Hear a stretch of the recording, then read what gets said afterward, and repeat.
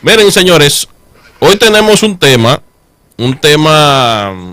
interesante, un tema que ha sido a través de la historia un poco controversial, pero queremos tratar este tema desde una óptica diferente, porque regularmente la gente tiende a confundirse y a emitir juicios cuando quizás no he estudiado el tema a profundidad. El tema que vamos a considerar con Ariel es si realmente yo puedo tener seguridad de que soy salvo. Vamos a hablar de la seguridad de salvación, pero vamos a hablar desde una óptica diferente porque vamos a explicar algunos conceptos para que usted pueda entender de qué se trata en realidad el concepto de la seguridad de salvación. Así que, Ariel, lo primero que quiero que podamos hablar y podamos explicar es qué es la seguridad de la salvación y qué no es. Así que adelante, mi hermano. Ok, bueno, antes me gustaría añadir un poco de que esta doctrina es sumamente importante porque tiene que ver directamente con la experiencia cristiana. En otras palabras, esta doctrina es muy importante porque afecta directamente la vida cristiana. Lo que creemos acerca de esta doctrina afectará la forma en cómo vivimos. Y, y bueno, hay básicamente dos posturas. En cuanto a este tema, está la postura que cree que la salvación puede perderse y está la postura que cree que no se pierde la salvación. Entonces, comenzamos diciendo que no es la seguridad de salvación. Bueno, Sí, eh, es importante decir que la seguridad de salvación no es una doctrina que promueve una vida descuidada. Yo creo que esa es una de las objeciones más comunes. Yo diría que tal vez la principal objeción que a menudo se levanta contra esta doctrina es que si se cree que la salvación no se pierde, entonces la persona va a vivir una vida cristiana descuidada, va a empezar a vivir en el pecado, va a empezar a descuidar las disciplinas espirituales, porque al fin y al cabo esa persona no va a perder la salvación. Sin embargo, cuando analizamos el registro bíblico nos damos cuenta que esto simplemente no es cierto. El apóstol Pablo, previendo esta objeción, en Romanos capítulo 6, versículos 1 al 4, dice lo siguiente: ¿qué pues diremos? ¿Perseveraremos en el pecado para que la gracia abunde? En ninguna manera, porque los que hemos muerto al pecado, ¿cómo viviremos aún en él? ¿O no sabéis que todos los que hemos sido bautizados en Cristo Jesús hemos sido bautizados en su muerte?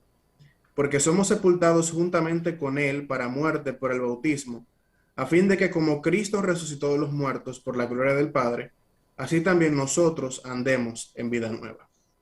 Así que en palabras de Pablo, es imposible que una persona que ha creído en Jesucristo y que ha nacido de nuevo viva una vida, un estilo de vida pecaminoso, porque esa persona, de acuerdo con las palabras de Pablo, ha muerto al pecado y ha resucitado a una vida nueva en virtud de su unión con Cristo.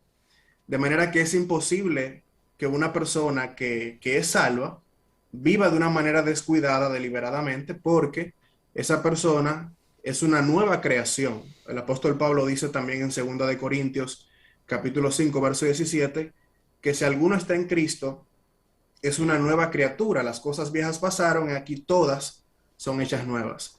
De manera que esta objeción que a menudo se levanta contra la doctrina de la seguridad eterna de salvación simplemente no es bíblica, no es sostenible desde un punto de vista bíblico, porque el creyente es una nueva criatura, es una persona que ha nacido de nuevo, es una persona que ha sido habitada por el Espíritu Santo y que vive un estilo de vida diferente al que vivía cuando no tenía a Cristo.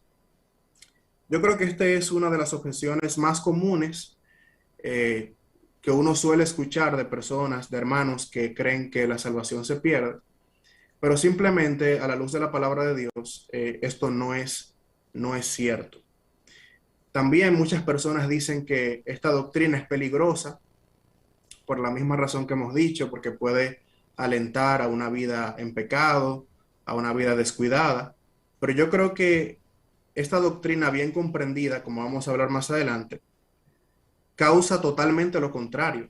Lleva una vida de gratitud, a una vida de agradecimiento en vista de la gran obra de salvación que Dios ha hecho a favor de nosotros. Mira, eso que tú mencionaste es de suma importancia porque cuando uno habla de este tema con el polo opuesto, lo primero que dicen es, pues entonces tú lo que estás es motivando a la gente a pecar, porque si pueden vivir como ellos quieran y no importa, como quieras, siguen siendo salvos. Realmente esto, nosotros no enseñamos, que esto quede claro, y debe quedar totalmente claro. Nosotros no enseñamos que una persona que es salva puede seguir haciendo y deshaciendo y seguirá siendo salva. Eso no es lo que enseñamos, lo que creemos en la seguridad de salvación. Esto debe quedar claro desde un principio. Adelante, Amén. Ariel. Totalmente de acuerdo contigo. Es una objeción común que se escucha. De hecho, quisiera mencionar esto brevemente, de que muy a menudo el término que se utiliza para designar a los que creemos que la salvación no se pierde es salvo siempre salvo. Sin embargo, en lo personal a mí no me gusta ese término porque tiene una connotación negativa. Y es precisamente esa connotación de que una persona que es salva puede vivir como se le pegue en gana y al final será salvo porque la salvación es eterna. O sea, no importa cómo tú vivas, eso no va a afectar la salvación. Y yo creo que eso es una distorsión de la doctrina de la seguridad de la salvación. Es como decir, Ariel, es como decir, salvo, a pesar de todo lo que tú hagas, siempre salvo. Exactamente, exactamente. Y es por esa razón que muchos prefieren utilizar el término perseverancia de los santos, que enfoca más en el hecho de que el creyente, la persona que es guardada por Dios, que es preservada por Dios, va a perseverar hasta el fin. Es una persona que va a seguir perseverando en su fe y en la obediencia a la palabra de Dios hasta el final de su vida. Ahora, eso no es porque la persona, porque la salvación descanse en la perseverancia de la persona, sino, porque, como vamos a ver más adelante, esto es así porque Dios guarda a la persona, porque Dios preserva a la persona, como vamos a ver más adelante. Ciertamente, ¿tú tienes alguna otra objeción que a menudo se dan? ¿Tienes otra cosa anotada ahí de lo que no es la seguridad? Bueno, realmente solamente tengo esa única objeción, porque es la que frecuentemente, de la que frecuentemente se nos acusa. Sí. Más adelante vamos a ver algunos pasajes que son problemáticos. Yo creo que esos son parte también de las objeciones. Pero antes de llegar a ese punto, me gustaría dar unas definiciones y también primero ver el argumento o los argumentos bíblicos a favor de la seguridad eterna de salvación. Así que vamos a verlo para que las personas sean orientadas a considerar. Primero vimos lo que no es la seguridad de salvación. Entonces ahora vamos a ver lo que es. Ok. Muy bien, me gustaría empezar con dos definiciones que debemos saber, dos definiciones básicas que son necesarias para entender la doctrina de la seguridad eterna de salvación. Nosotros podríamos definir la doctrina de la seguridad eterna como la doctrina bíblica de que Dios guarda y preserva a aquellos que salva, de modo que estos nunca se pierdan. Es importante señalar esto. ¿Por qué la salvación no se pierde? Porque Dios guarda y preserva a aquellos que salvan. También una definición que creo que es importante que mencionemos aquí en este programa es certeza de salvación. Porque una cosa es la seguridad y otra cosa es la certeza, y vamos a explicar esa diferencia en un momento. ¿Sabe que leí, Ariel, un libro del doctor Charles Riley, y él hacía esa diferencia que poca gente realmente conoce. De hecho, yo pude enterarme cuando leía Ryrie de esa diferencia. Qué bueno que tú lo mencionas. Sí, sí, es cierto porque la seguridad de salvación, lo vamos a ver ahora en un momentito, aunque está estrechamente ligada a la certeza, o la certeza está estrechamente ligada a la seguridad de salvación, hay una ligera diferencia entre ambas que vamos a ver en este momento. Ya definimos que la seguridad eterna es la doctrina bíblica de que Dios guarda y preserva a aquellos que salvan, que Él salva, pero la certeza de salvación es el estar conscientes del hecho de que en Cristo estamos eternamente seguros. Es esa conciencia de que estamos asegurados en Cristo y de que nada nos puede arrebatar de la mano del Señor, ni de la mano de su Padre, ni nada nos puede separar de la mano del amor de Dios. En otras palabras, la certeza tiene que ver con el yo saber y sentirme que estoy seguro en Cristo. La ligera diferencia que hay entre la seguridad de salvación y la certeza es que la seguridad de salvación es un hecho real, aunque la persona lo crea o no lo crea. Si una persona, por ejemplo, no cree en esta doctrina, eso no afecta el hecho de que esa persona está segura en Cristo, si ha puesto su fe en Él. Sin embargo, la certeza debería ser algo que resulta de una comprensión correcta de la seguridad de salvación. Esa doctrina tiene la finalidad de proveer seguridad a aquellos que han sido salvados, no a los que profesan creer pero no han nacido de nuevo. Es decir, esta doctrina es para aquellos que son salvos, no para aquellos que visitan la iglesia o aquellos que han hecho una profesión de fe pero no han nacido de nuevo necesariamente. Esta doctrina de la seguridad eterna y de la certeza de salvación es para los que han experimentado esa salvación, es decir, para nosotros los que hemos creído. Muy bien, excelente punto. Uh-huh. Y bueno, me gustaría que veamos algunos pasajes bíblicos. Yo tengo aquí una lista, no sé si el tiempo nos alcanzará, pero me gustaría que veamos rápidamente algunos pasajes bíblicos a favor de la seguridad eterna. ¿Te parece bien, Josué? Sí, a usted que nos está escuchando y viendo a través de nuestra página en YouTube, Orientación Bíblica, que de paso saludamos a todos los hermanos que nos están viendo a través de YouTube, y saludamos, Ariel, a algunos de tus amigos, compañeros que puedan unirse a nuestra transmisión. Tome lápiz, tome papel para que anote estos versículos bíblicos, guárdalo en su celular para que pueda estudiarlo más profundamente en su casa y así pueda tener una convicción propia. Nosotros, y esto es bueno que se sepa, nosotros no estamos aquí tratando de que usted, si cree lo contrario a lo que estamos diciendo, se convenza. No, estamos aquí para que usted saque sus propias conclusiones respecto a los pasajes bíblicos que vamos a dar a continuación. Así es, así es. Bueno, cabe resaltar que esta doctrina es eminentemente bíblica. El Nuevo Testamento está plagado de versículos que apoyan la postura de la seguridad eterna de salvación. Me gustaría comenzar con un pasaje que es muy conocido. Se encuentra en Romanos capítulo 8, versículos 28 al 30. Dice así: y sabemos que a los que aman a Dios, todas las cosas les ayudan a bien. Esto es, a los que conforme a su propósito son llamados. Porque a los que antes conoció, también los predestinó, para que fuesen hechos conformes a la imagen de su Hijo, para que Él sea el primogénito entre muchos hermanos. Y a los que predestinó, a estos también llamó. Y a los que llamó, a estos también justificó. Y a los que justificó, a estos también glorificó. De acuerdo con este pasaje, Dios el Padre tenía un propósito eterno en aquellos que Él ha salvado. Los que aman a Dios, de acuerdo a este pasaje, es decir, aquellos que han sido salvos, son conocidos desde la eternidad pasada, porque dice el versículo 29, a los que antes conoció.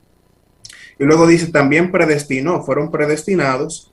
Y más adelante, el verso 30, vemos esta cadena que se conoce como la cadena de oro de la salvación, que dice que a los que predestinó, a estos también llamó, a los que llamó, a estos también justificó, y a los que justificó, a estos también glorificó.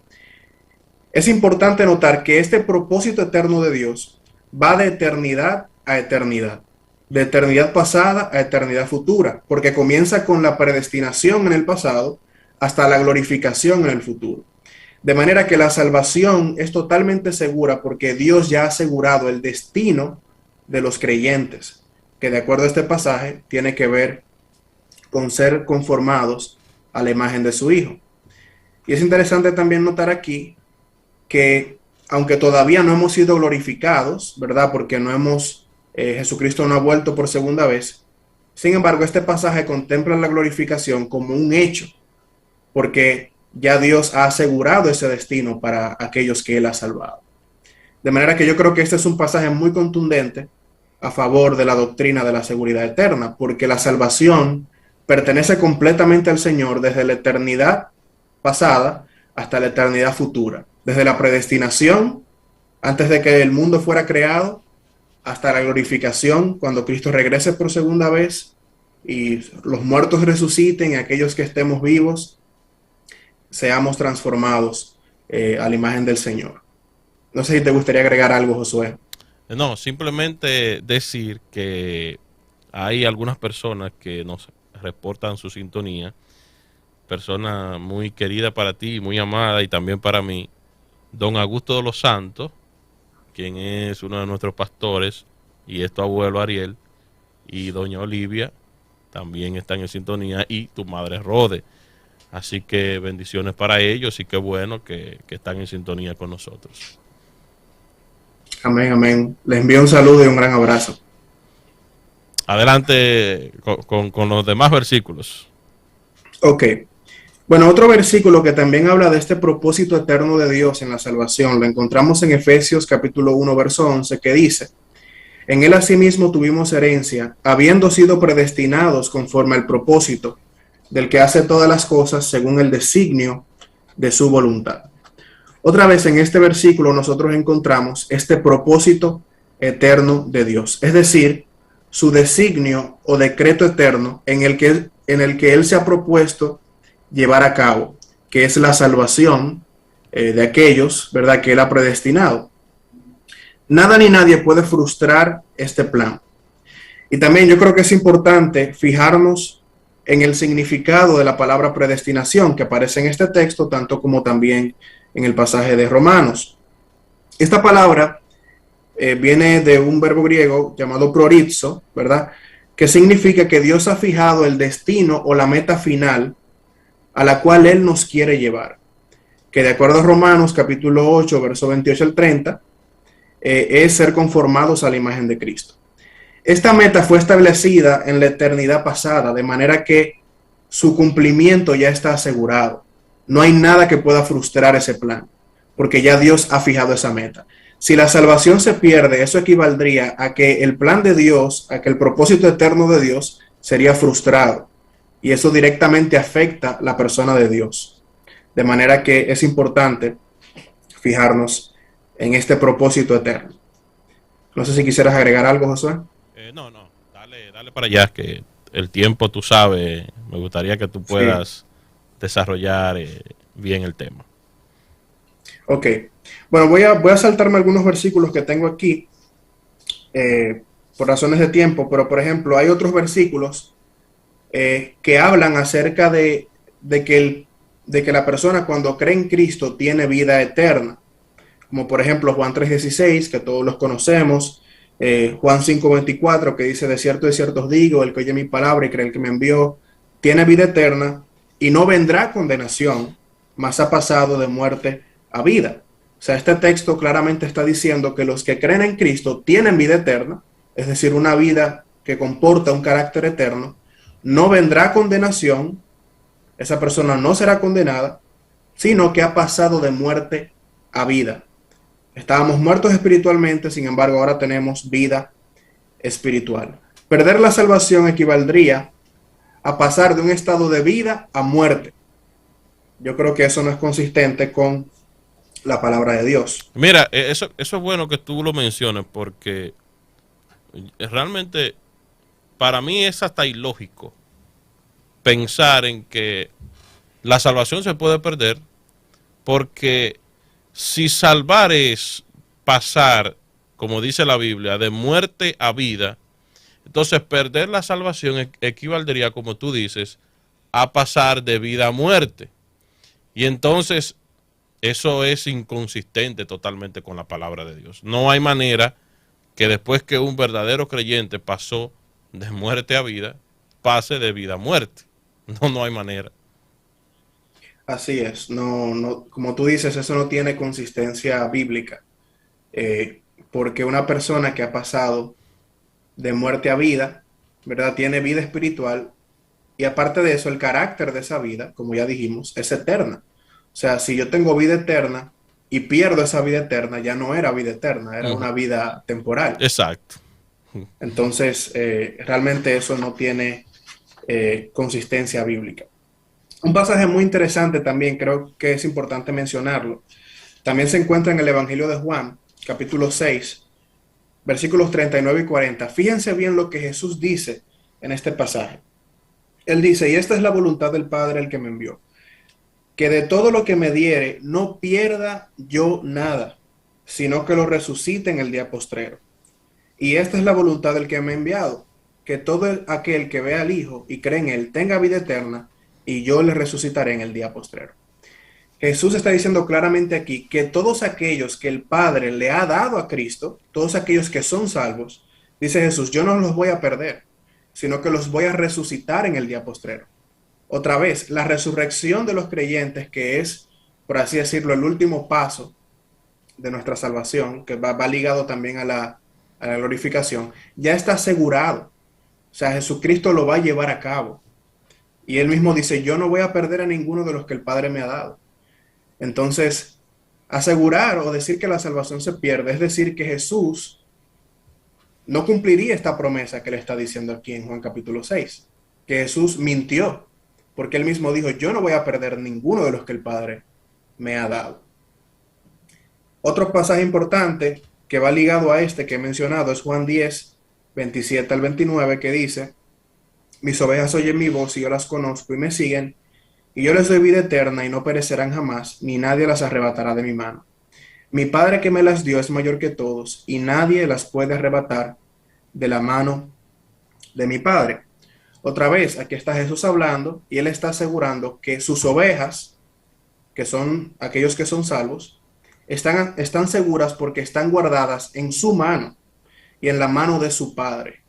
Nada ni nadie nos puede arrebatar de su mano.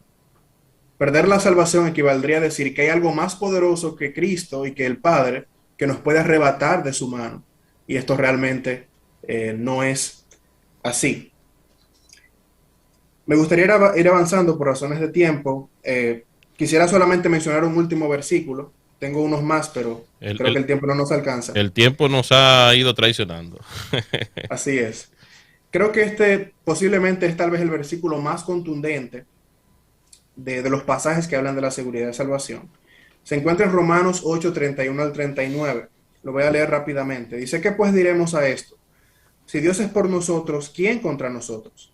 El que no escatimó ni a su propio Hijo, sino que lo entregó por todos nosotros, ¿cómo no nos dará también con él todas las cosas? ¿Quién acusará a los escogidos de Dios? Dios es el que justifica. ¿Quién es el que condenará? Cristo es el que murió, más aún el que también resucitó, el que además está a la diestra de Dios, el que también intercede por nosotros. ¿Quién nos separará del amor de Cristo? ¿Tribulación, o angustia, o persecución, o hambre, o desnudez, o peligro, o espada? Como está escrito, por causa de ti somos muertos todo el tiempo. Somos contados como ovejas de matadero. Antes, en todas estas cosas somos más que vencedores por medio de aquel que nos amó.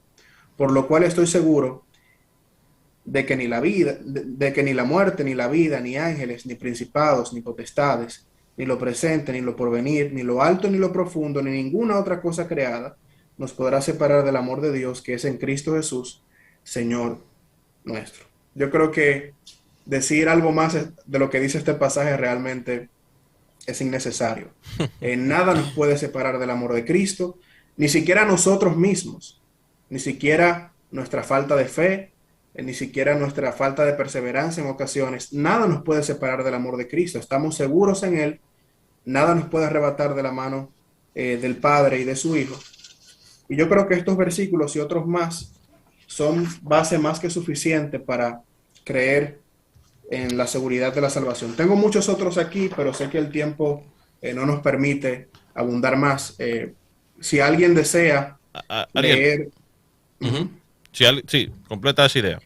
Sí, no, iba a decir que si alguien desea leer más, te puedo pasar un documento que escribí y así pueden leer otros pasajes más y algunas otras cosas que había anotado para hoy, pero sé que el tiempo es traicionero. Mira, pásame ese documento y si alguna persona desea ese documento, puede escribir a mi número, yo se lo puedo enviar, 809-821-0326. Puede escribirme y yo le puedo enviar ese documento. Pero quiero hacerte una pregunta, Ariel. Una pregunta un poquito controversial, pero que podemos darle respuesta. Mira, ya el tiempo se nos ha ido, pero no podemos terminar este programa sin esta pregunta. La gente regularmente, o el creyente, le gusta muchas veces señalar cuando una persona que ha profesado ser creyente se aparta del evangelio y se va al mundo y, y comienza a pecar. Y de una vez comenzamos a decir, tú ves, ¿cómo es posible que se crea en la seguridad de salvación cuando esa persona se apartó y está haciendo y deshaciendo en el mundo? Y, y ahí comienzan entonces los cuestionamientos y las interrogantes. ¿Qué respuesta tú darías? Yo sé que si nosotros abrimos el teléfono, esa es una de las primeras preguntas que saldrían al aire. ¿Qué respuesta podríamos darle a una persona que piense así y que diga, bueno, se le perdió la salvación porque ese pecó, ese está haciendo y deshaciendo? Y de hecho, mucha gente, y esto es una segunda pregunta ya de ánimo y estímulo, mucha gente que cree que la salvación se pierde, entiende que si mintió o que si o que si pecó, ya perdió su salvación y tiene que de nuevo arrepentirse para que Cristo le salve. ¿Cuál es tu respuesta, Ariel? Bueno, mi respuesta a la primera pregunta puede dividirse en dos partes. La Biblia menciona de aquellos que estuvieron entre nosotros, pero no eran de nosotros, porque si hubieran sido de nosotros, hubieran permanecido. Eso está en Primera de Juan 2:19. Entonces, hay personas que están dentro de la iglesia, están dentro de una comunidad de fe, muestran señales externas de salvación, pues son personas que oran, son personas que dan ofrendas, son personas que inclusive llegan a tener ministerios de predicación. Sin embargo, se apartan y nunca más regresan, y eso se debe muy probablemente a que esa persona nunca experimentó la salvación, no fue una persona nacida de nuevo. Por ejemplo, la parábola del sembrador, que ustedes conocen muy bien, habla de diferentes terrenos y hay uno de estos terrenos donde la persona recibe la palabra con gozo al principio. Sin embargo, con el tiempo, ¿verdad? Cuando llegan las dificultades, los afanes, esta persona se aparta. Y ese terreno no era el terreno bueno, que es aquel que da fruto a 30, a 60, a 100, a 60 y 30 por uno. De manera que existe esa posibilidad de personas que profesan por un tiempo, sin embargo se apartan, manifestando que realmente nunca nacieron de nuevo. Pero por el otro lado me gustaría señalar que sí existe la posibilidad de que un verdadero creyente se aparte temporalmente de la fe o vaya, como nosotros decimos, se aparte al mundo temporalmente, por distintas razones, pero si es una persona que ha creído en Jesucristo y ha sido salvada por Dios, Dios cumplirá su promesa de guardar a esa persona y lo atraerá nuevamente al camino. Y pienso en este caso, en la parábola del hijo pródigo, que aunque tiene que ver con los pecadores que se arrepienten, yo creo que tiene una aplicación en este contexto porque el hijo pródigo que se separó de su padre y se fue a una provincia apartada y vivió desordenadamente, él nunca dejó de ser hijo. Él nunca dejó de ser hijo. ¿Y qué pasó con él? Bueno, en un momento él volvió en sí, se arrepintió y volvió a la casa de su padre. Y yo creo que eso debe suceder en el caso de verdaderos creyentes que se apartan, se van al mundo, pero llega un momento en el que ellos no se sienten cómodos con ese estilo de vida porque el Espíritu Santo está ahí. Y el Espíritu Santo se contrista. Y esas personas se arrepienten y vuelven a la casa del Padre. Y esto es parte de ese cuidado que Dios hace de aquellos que son suyos, de este guardar, de esta preservación que Dios hace de aquellos que son suyos. No sé Amén. si quedó clara la respuesta. Creo que sí, creo que sí, creo que sí. Una palabras ahí sobre la segunda eh, eh, pregunta y una palabra de motivación y de exhortación, mejor dicho. ¿Me puedes recordar cuál fue la segunda pregunta, por favor? Am, la voy a reformular para que se pueda entender mejor. Una palabra de exhortación para aquellas personas que creen que porque cometen un pecado ya perdieron su salvación. Porque mintieron o porque se enojaron o porque le faltaron a alguien, ya perdieron su salvación y creen que tienen que volver a arrepentirse para que Dios entonces les salve. Sí, buena pregunta. Bueno, mira, pensar que perdemos la salvación cada vez que pecamos es una forma de salvación por obras. Y la Biblia es clara en que la salvación es por gracia por medio de la fe. La salvación no es merecida. Yo nunca merezco ser salvo. La salvación es un regalo que yo lo recibo mediante la fe, ¿verdad? Yo solamente recibo eso que Dios me ofrece. Y en cuanto a la vida cristiana, dice el mismo apóstol Juan que si decimos que no pecamos, mentimos. O sea, aún el creyente, como parte de su experiencia, peca. ¿Cuál es la diferencia? Que el creyente no practica el pecado. Y el pecado en la vida del creyente no lo separa eternamente de Dios, solamente afecta su comunión con Dios. Y el remedio para eso, cuando el cristiano peca, es la confesión. Porque dice el apóstol Juan, primera de Juan 1:9, que si confesamos nuestros pecados, Él es fiel y justo para perdonar nuestros pecados y limpiarnos de toda maldad. Esta confesión no es para recuperar la salvación, sino simplemente para recuperar esa comunión que se ve afectada cuando nosotros pecamos. Eh, el pecado no hace que perdamos la salvación, porque de ser así, yo creo que nadie sería salvo, porque todos pecamos. De hecho, nosotros pecamos de maneras que ni nos damos cuenta. Pecamos con nuestros pensamientos, pecamos con nuestras intenciones. O sea, si la salvación depende de que nosotros no pequemos, seríamos perfectos, lo cual es imposible. Y la verdad es que todos pecamos. La salvación está basada en la gracia de Dios. La salvación está basada en la obra perfecta de Cristo que fue consumada en la cruz. No hay nada que añadirle a esa obra, de manera que la salvación está totalmente asegurada. Y creo que un punto importante, ya para finalizar aquí, es recordar que los cristianos tienen una justicia que no es nuestra en un sentido, es la justicia de Cristo. Cuando nosotros creemos en Cristo, Dios pone a nuestra cuenta la justicia perfecta de Cristo. Y es sobre esa base que nosotros podemos estar delante de un Dios que es santo. Si fuera por nuestra propia justicia, nadie sería salvo. Pero nosotros tenemos la justicia de Cristo, la justicia perfecta de Cristo, y eso asegura que Dios nos acepte completamente y eternamente. Amén, amén.